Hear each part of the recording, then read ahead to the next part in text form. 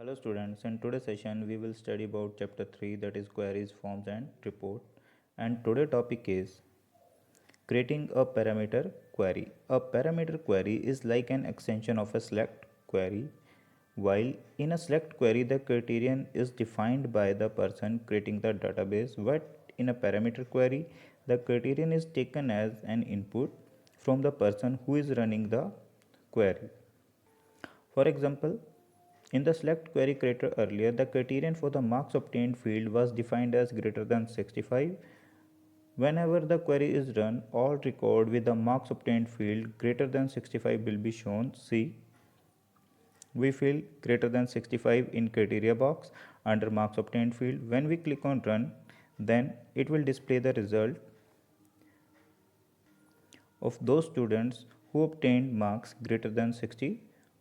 See here. Then if you want to see the students who have scored more than 75 or more than 55, you will have to create separate select queries for all these criteria. On the other hand, the parameter query asks the user to define the criteria through a dialog box. In the dialog box, the user can enter the data and the query will show the results accordingly. To create a parameter query, firstly you need to create a select query. Then at the time of giving criterion for the marks obtained field, follow the given steps. Firstly click on design tab, then click on parameters. The query parameter dialog box will appear, see here. Then type marks in the parameter column, then click here to open data type drop down list. See, click here data type drop down arrow, then select integer from the list. See here, integer shows result only positive value without decimal point. Then click on OK button. With this you will return to query design view. See here.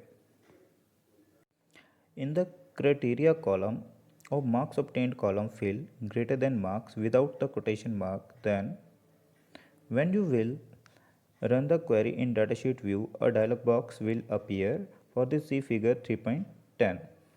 Enter parameter value dialog box will appear. Then fill the marks and click on OK button. The parameter query will display the result on the basis of criterion given by the user. For example, if you want to see the record only those students who obtained marks greater than 75, then simply fill here 75 and click on OK. Next is creating a sort query. Then first is, what is the sorting? Sorting means to sort our data in ascending and descending order. For marks, we sort data from lowest to highest, highest to lowest. Then a sort query is like a part of select query. When creating a select query, you can simultaneously create a sort query also. To create a sort query, repeat the steps to create select query. Then after creating query in query design pane, follow the given steps. For this, see figure 3.11. For this, firstly click on sort text box in marks obtained field. See here, this is sort text box. Then click on the drop down arrow, then select ascending or descending option according to your requirement. Then click on design tab, then click on run button. The query datasheet view will appear as shown in figure 3.12.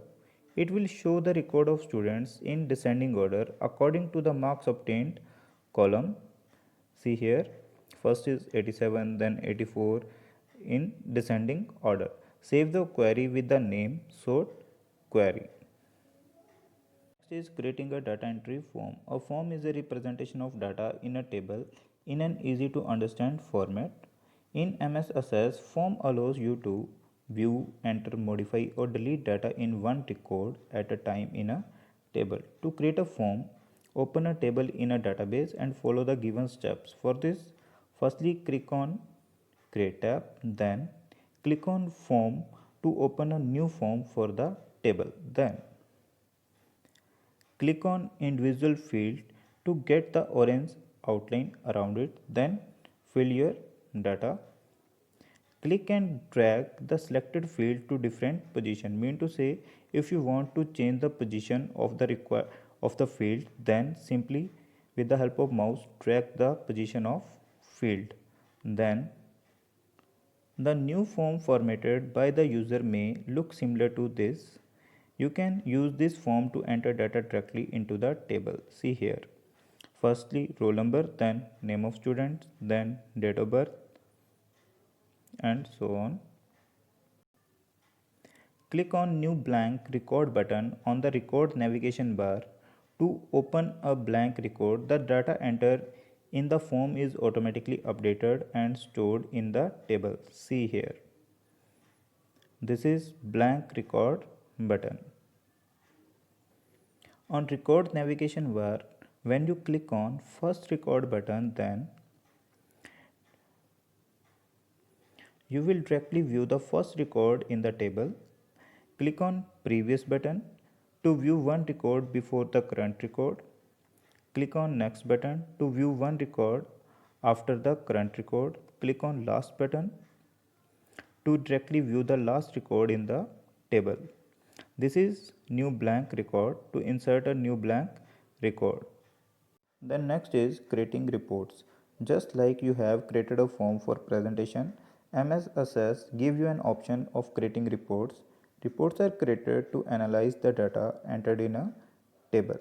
The data is analyzed to calculate results. To create report, follow the given steps. For this, firstly click on Create tab, then click on Report to open the report for the table. Then click on individual field to get an orange outline around them. If you want to change the format of the report, then with the help of drag and drop feature, you can change it. Note, the report automatically creates a total column for the numeric field of the table. Mean to say, it automatically adds the total of all the numeric fields. Next is saving a database. All tables, queries, forms and reports created in database are shown in the navigation pane. For this, see figure 3.15. You can quickly open database object by double clicking on it. Suppose if you want to open fees table, then double click on fees database. The database also needs to be saved. You can save a database by following the steps as shown in figure 3.16. For this, firstly click on File tab, then click on Save Database as option. The dialog box appears. Click on Yes to open Save As dialog box.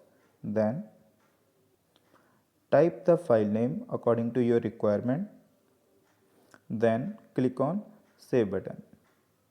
With this, your database will be saved. Thank you.